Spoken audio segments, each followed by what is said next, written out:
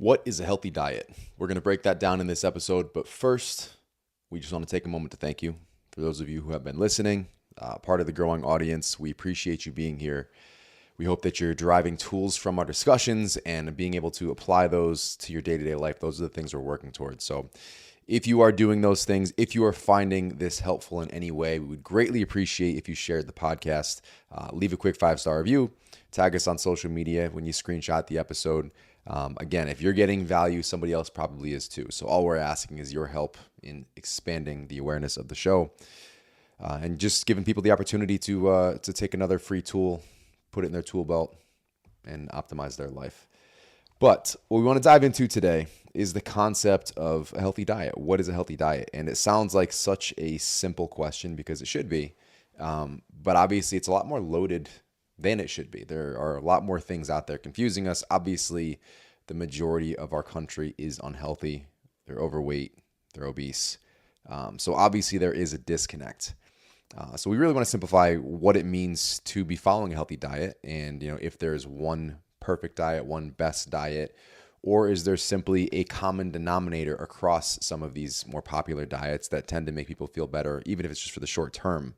So we'll break that all down today. Yeah, and I think a very common thing that people do when they're starting even just a fitness journey, it doesn't necessarily have to be fat loss, is they Google like what is the best diet in 2024, or they resort to social media and kind of just start doing the things that they see other people doing, which I think it's great to get inspiration from. We've talked about this a lot before.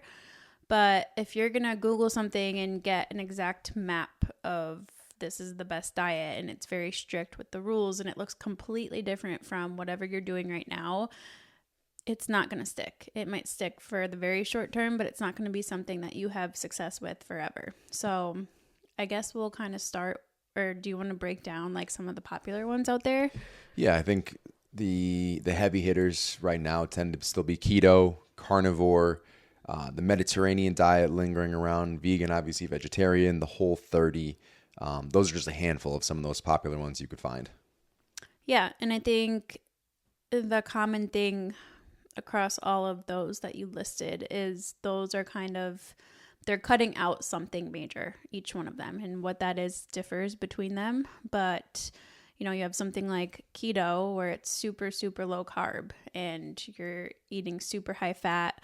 What is protein moderate? Would you even call it moderate? It's probably lower to moderate protein. It makes it very challenging to live your life and enjoy your life when you have to follow such rigid rules like that. So you guys will see, and a lot of you know this already from listening to other episodes if you've listened to us before, we really are people who believe that you need to take a balanced approach. And we'll talk about what that balanced approach means. But we are not big on cutting entire food groups out or cutting out these massive parts of your diet, because when you do that, it may yield results in the way of aesthetics, or you might lose some weight on the scale or even some body fat. But what are you then risking once you gain that? And usually you see nutrient deficiencies. You see things your biofeedback will tank a little bit. Maybe your sleep suffers, you're more stressed, you're hungry all the time. So there's usually a trade-off with most, if not all, of those more popular fad diets that have very strict protocols with them. And to kind of assess the validity, you kind of have to go through what the perceived benefits are or what the marketed benefits are.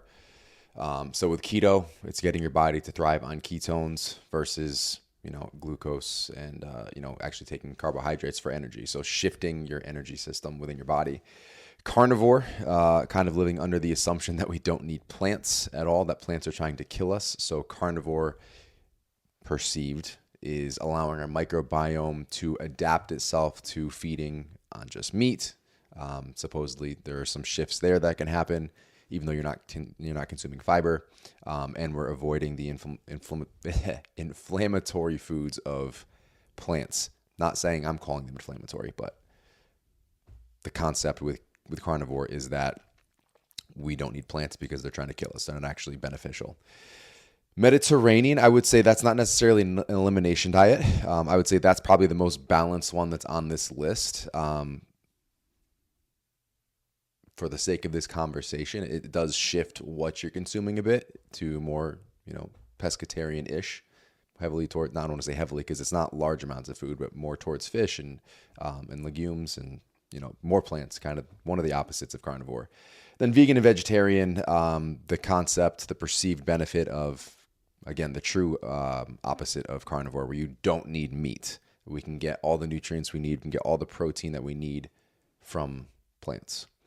The Whole30, eliminating certain foods that they do deem inflammatory. So the primary perceived benefit, reducing inflammation, feeling better, boosting biofeedback, energy levels, and all those things. So those are the perceived things. Do you actually need to commit to those specific diets to realize those benefits? You don't. I would say that across all of those diets, the main common denominator and the reason that you're feeling any better, if you are, even if it's for a shorter period of time, is because with all of those, the main thing you're eliminating is highly processed foods, or you're reducing them significantly because you're set on these specific things. Even vegan, vegetarian, you can obviously shift towards highly processed foods over a period of time. But when you start, you're generally excited, you're motivated, you want to commit to this thing, you're focusing on eating all these plants. So again, that's what I view any major diet as. If you're saying, this is what I like because I feel better within your first 30 days, it's not necessarily because you shifted to this specific thing, because you stopped eating anything but meat in the carnivore example.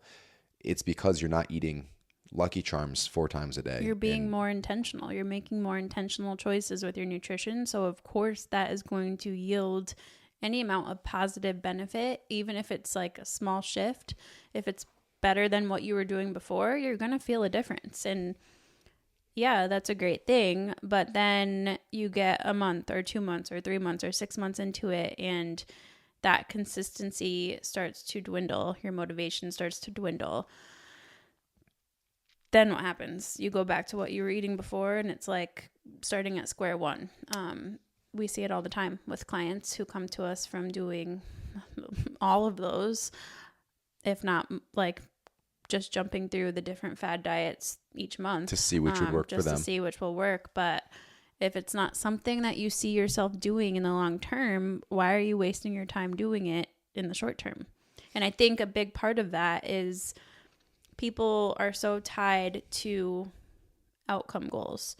I want to lose 30 pounds. I want to look like this certain physique, that they will do anything to achieve that, not understanding that if they're not enjoying the process and making the process something that is a slow adaptation and something that they can maintain, you're going to get there and you're going to feel like crap and possibly revert back to what you were doing before, or stay there and just be like, well, this wasn't worth it.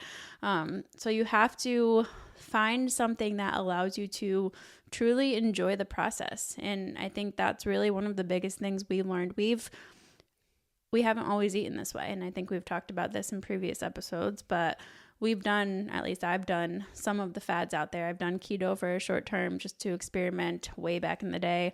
I did your typical bodybuilder, clean eating bro diet where you just eat chicken and plain broccoli 3 times a day. You used to do that too. I've done the low carb thing.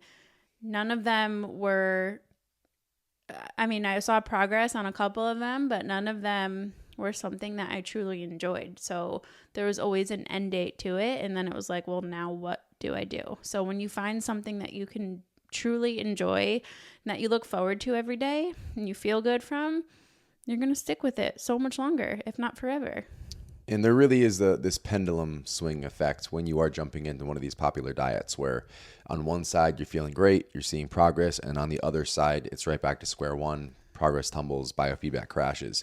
And I think the reason a lot of these start on the upswing where you're moving in the right direction, again, goes back to eliminating the majority of those highly processed foods. And most times within the first 30 days, you're probably eliminating just about every highly processed food you're consuming because you're so gung-ho on committing to this.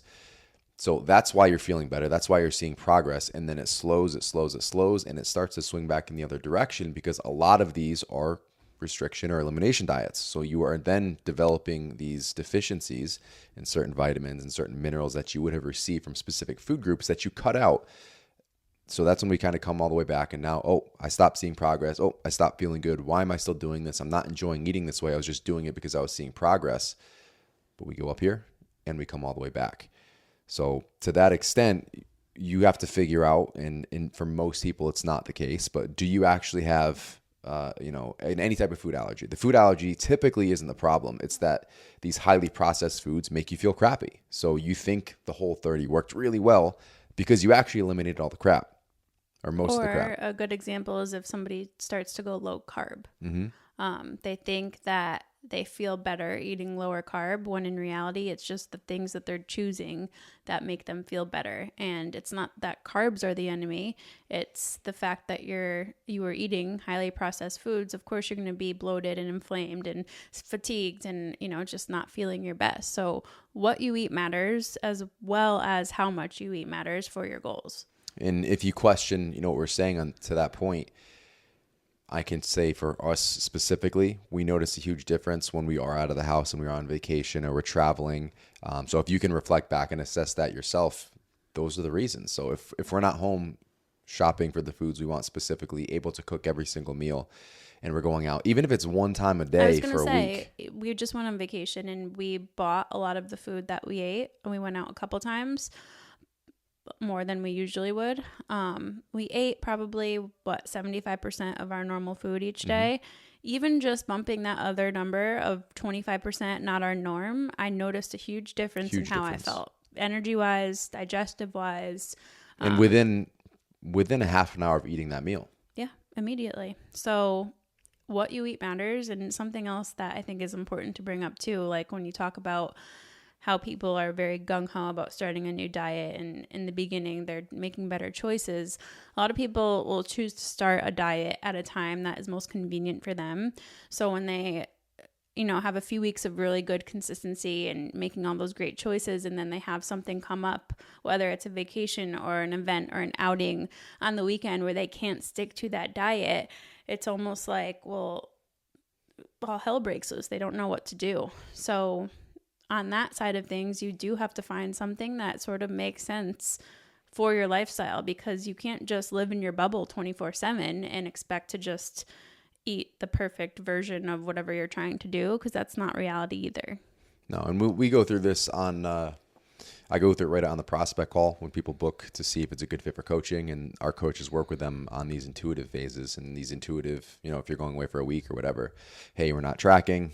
We're not going to the gym. Here are some things you can do. And very basically, it could be a morning glass of water, prioritize a protein and a plant portion in each meal, take an afternoon walk after lunchtime, keep moving up, improve digestion.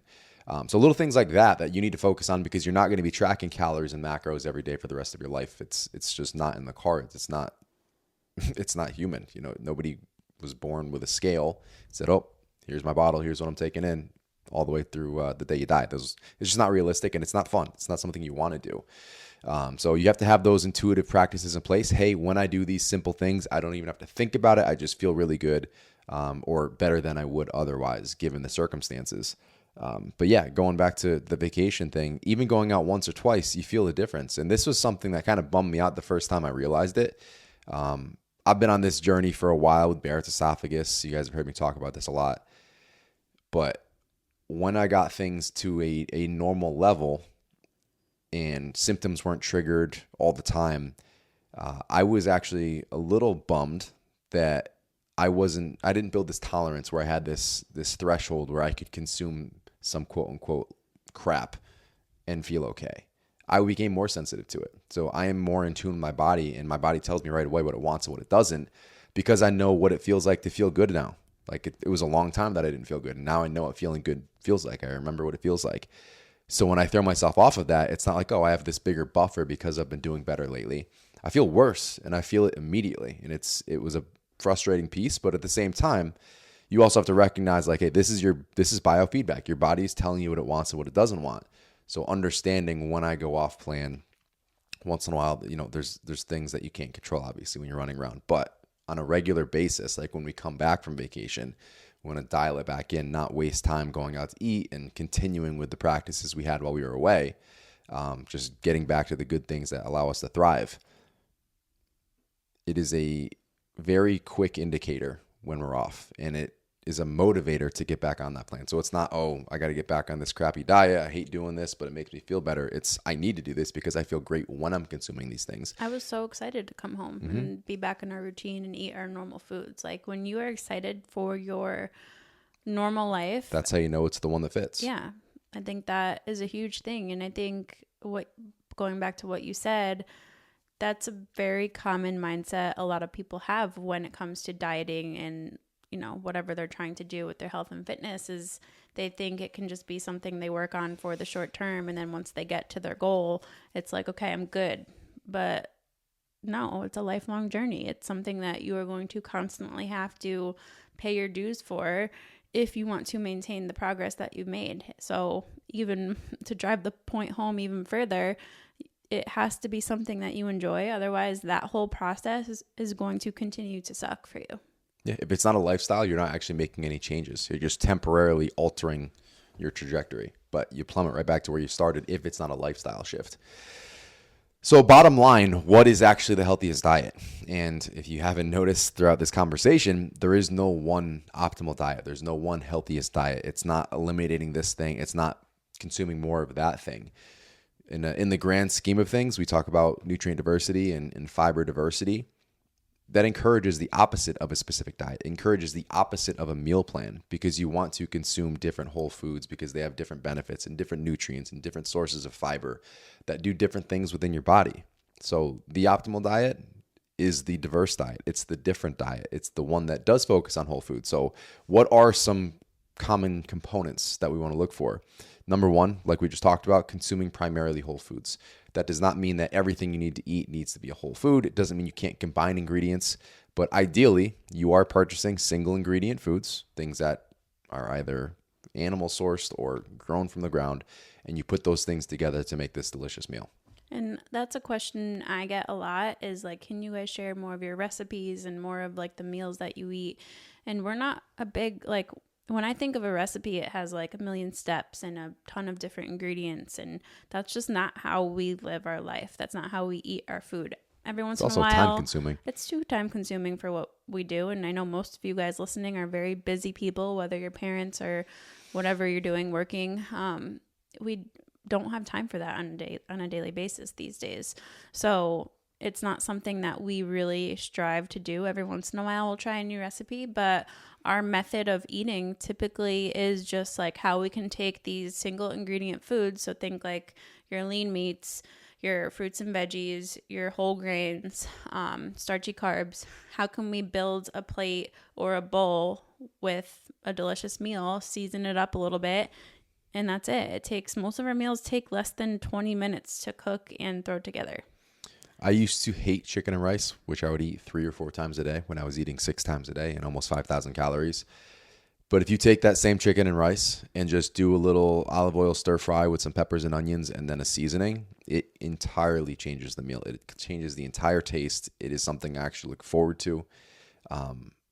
It's just, once you understand, you can make delicious things with whole foods just by combining certain ingredients. Not a whole recipe, but just putting a couple things together changes the game. And your taste buds do change too. They do adapt. So if you are somebody who primarily eats the highly processed foods right now, potato chips, even if it's not necessarily junk food all the time, but like you eat a lot of packaged things, you're going to have a meal like we just explained, and it might, I let us cook for you and maybe it won't be like that, but it might not live up to the standard of the highly processed food because those foods are designed to be highly palatable. They're designed to make you want to overeat them and consume more of them. So something like chicken and stir fry and some rice seasoned really well with a nice little marinade, you're going to feel really content eating that.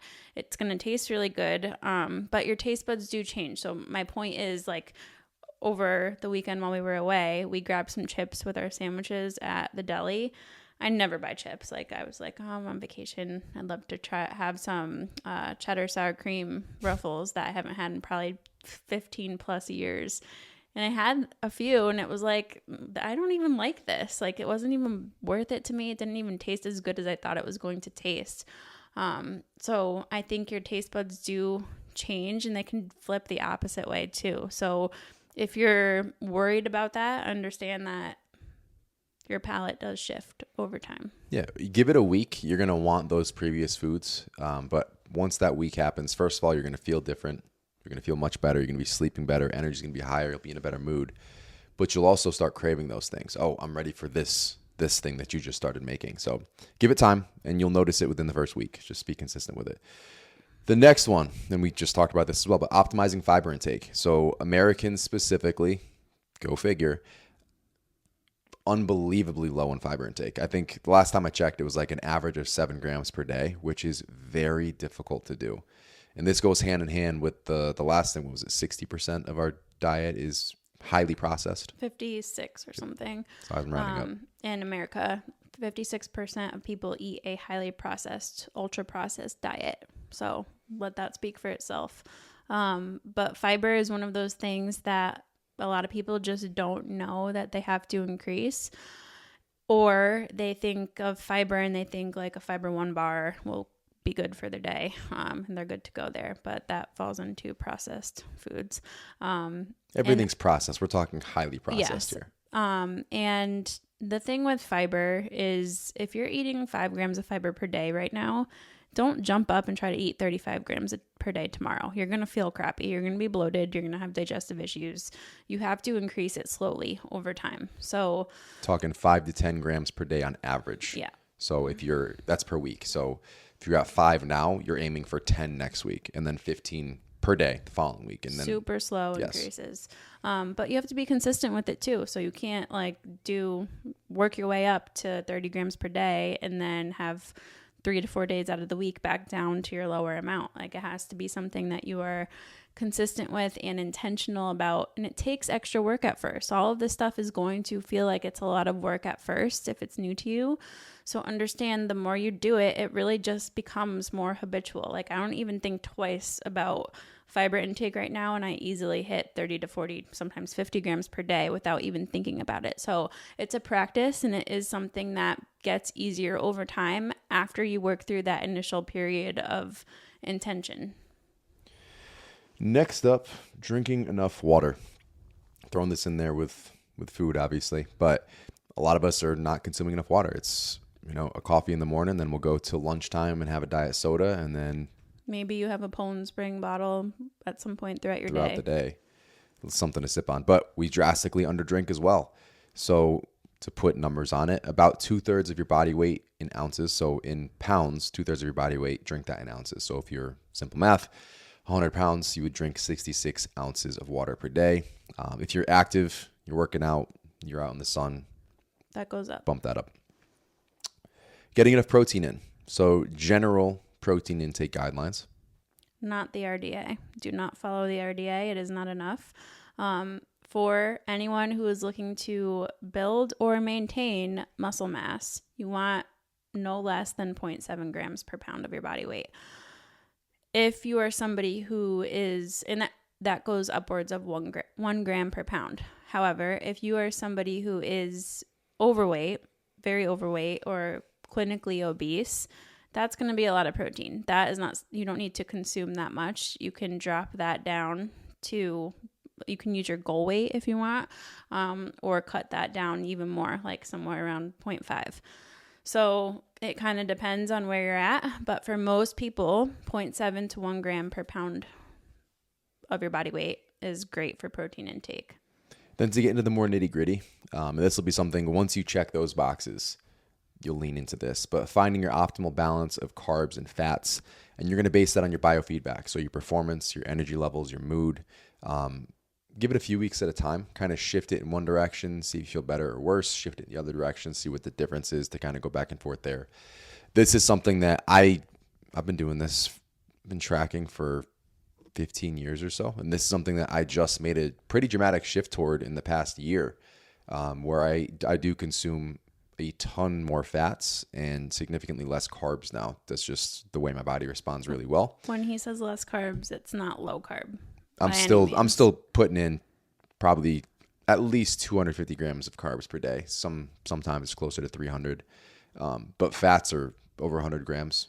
Protein is around a couple hundred grams. So carbs and fats really are more individual, but I would not let either of those get too low because, fats are responsible for our hormones and so many different functions in our body. Carbs are our energy, our performance in the gym, how we feel, how we perform, if you're an endurance athlete especially, so important to not underfuel.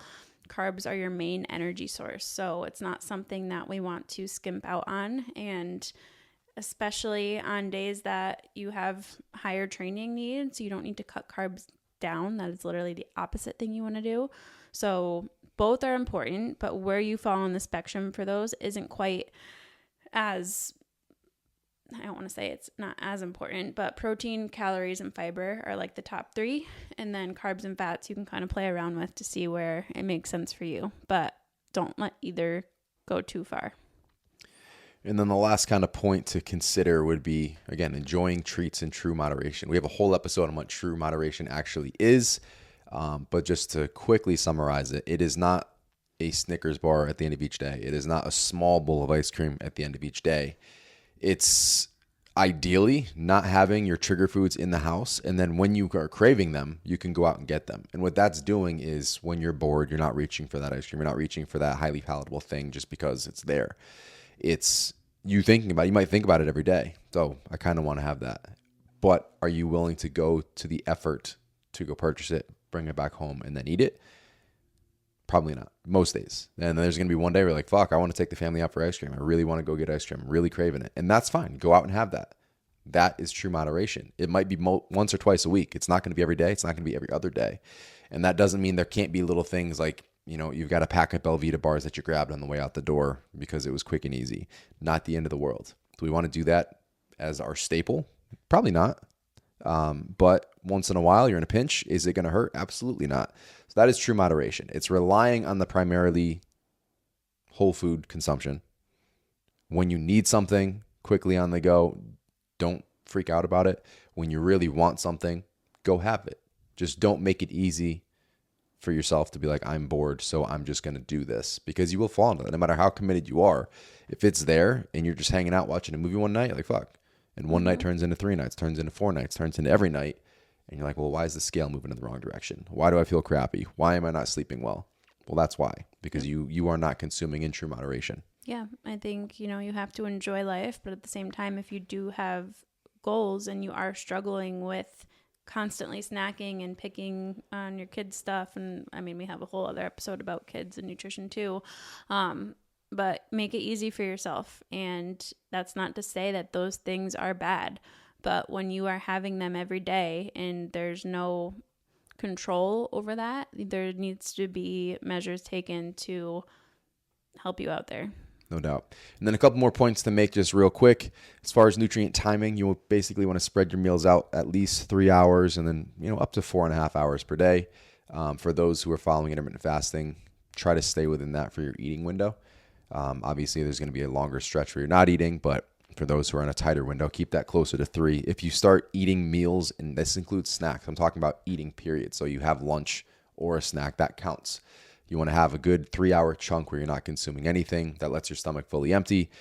There's this gastric sweeping, this stomach sweeping process that happens that really helps to eliminate bacterial overgrowth. And that doesn't happen if you are consuming, constantly throughout the day or, less than that 3-hour window. And sticking with 3 hours as a benchmark, 3 hours before bed is typically when you want to stop eating. It can be 2 to 3. 3 would be ideal. But just to be more fully digested prior to going to bed, you're not optimizing digestion and nutrient intake when you go to sleep. On top of that, it's less time for your body to go back to repairing its vital organs and, actually getting that regenerative sleep that you need because it's still working. Even if you stop eating 3 hours before bed, you're typically digesting for 5 to 6 hours. So this is just elongating the amount of time where you are recovering in your sleep. So it's not going to be the entire time you fall asleep. If it's at that 3-hour mark, it's going to be, maybe 5 hours of regenerative sleep. So if you're eating right up until bedtime and you're sleeping 6 hours, it's not a question of why you're not feeling too great. It's because your body was working the entire time that you were sleeping. there was no tissue repair. There was no vital organ repair. There was no regenerative sleep happening, really cycling optimally through your sleep cycles. Those are just 2 quick points to think about in the grand scheme. But we'll leave it off there. Where can they find you? I'm at Alessandra Skutnik. I'm at Josh Skutnik. Everything you need is linked in the show notes.